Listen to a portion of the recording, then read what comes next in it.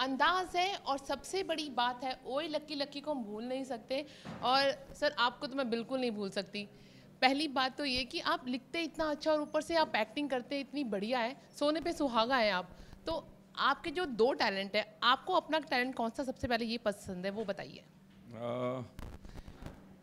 ये बड़ा कठिन सवाल हो गया क्योंकि ये प्रोसेस का अब हिस्सा बन चुके हैं। मैं एक्टर की तरह लिखता हूँ और लिखते समय भी एक्टर को याद रखता हूँ, तो अभी ये दोनों एक ही हो गए हैं, तो मेरे लिए इसका जवाब देना मुश्किल है। लेकिन मैं जो भी मेरी जो चॉइस है, जो मुझे प्रोजेक्ट या कंटेंट, उसमें मेरी जो भी सर्विसेज मुझे लगता है कन्विंसिंग होती हैं और मुझे जो अच्छा लगता है उसको मैं चूज़ करता हूँ और मैं काम करता हूँ।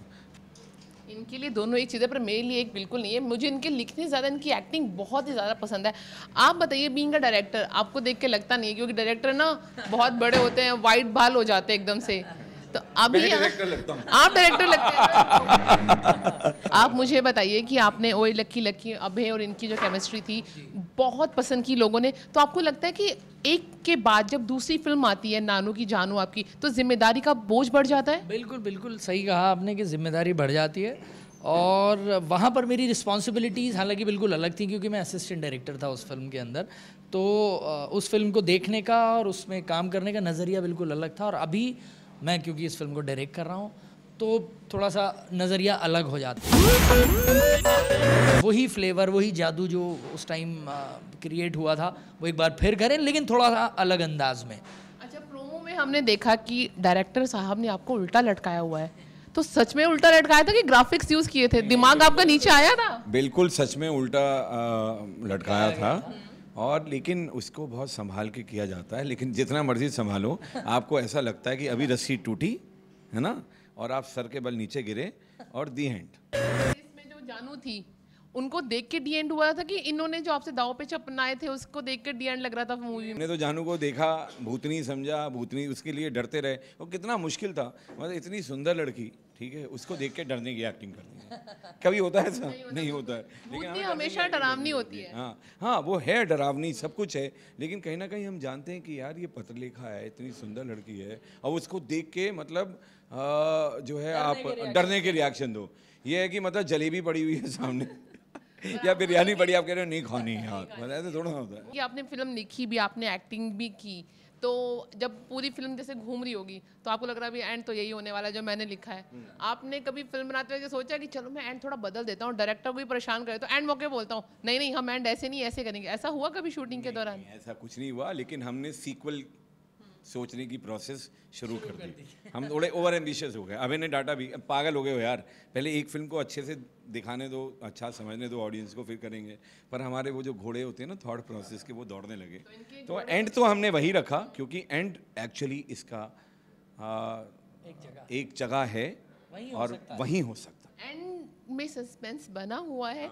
और आप मुझे बताइए, बीइंग अ डायरेक्टर, आपने अभय देओल को सपना चौधरी के साथ डांस करवा दिया। अब देखें गाना कितना पसंद आया लोगों को।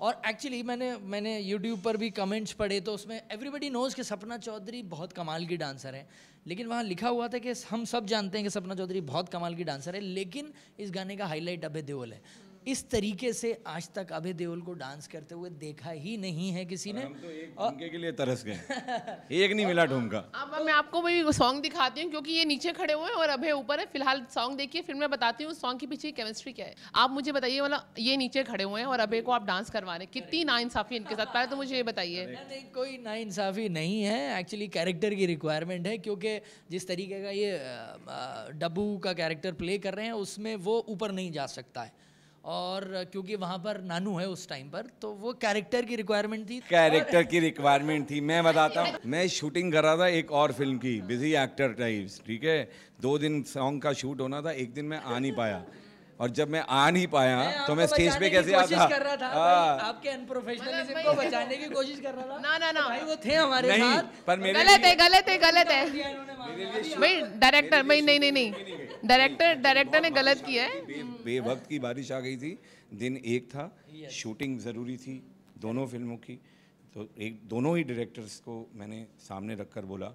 तो मेरे इस डायरेक्टर ने कहा कि मनु भाई आप एक दिन मेरे लिए सिर्फ 4 घंटे आ जाओ। इस मूवी का आपका फेवरेट डायलॉग कौन सा, वो हो जाए एक बार, क्योंकि व्यूअर्स चाहते हैं अगर आप मेरे साथ हैं तो बिना डायलॉग को तो आपको छोड़ नहीं सकती मैं। मेरे साथ ये होता है कि ऐसे मैं डायलॉग भूल जाता हूँ, लेकिन मैं यही कहूँगा कि यार अच्छे से फिल्म देख लो, भूत वूत कुछ नहीं होता, भूत माई फुट। लेकिन इस मूवी में भूत जो बहुत खूबसूरत है और नानू की जानू है, नानू हमारे अभय हैं कि हमारे ये हैं, और जानू आप जानते हैं हमारी हीरोइन है। मुद्दे की बात यह है कि अगर खूबसूरत हीरोइन है, उसके साथ इतनी अच्छी केमिस्ट्री है अभय और इनकी मनु जी की, मेरे ख्याल से केमिस्ट्री का तड़का तो ये दोनों ही लगाएंगे।